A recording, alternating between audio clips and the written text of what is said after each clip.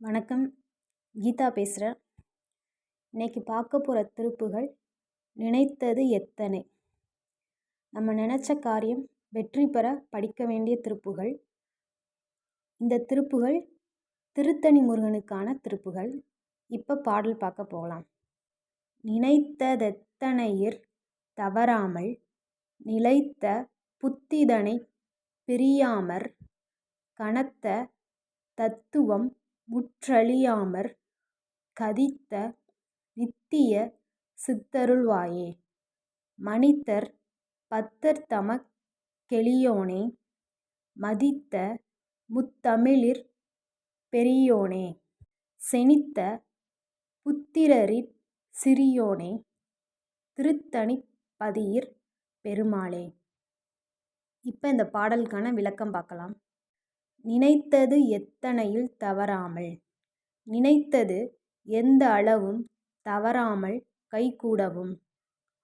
நிலைத்த புத்திதனை பிரியாமல். நிலையான ஞானத்தை விட்டு யான் பிரியாமல் இருக்கவும். கனத்த தத்துவம் உற்றழியாமல்.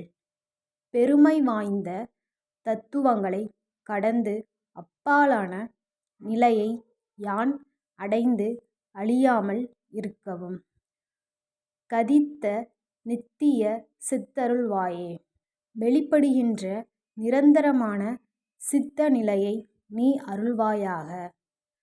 மனிதர் பத்தர் தமக்கு எளியோனே.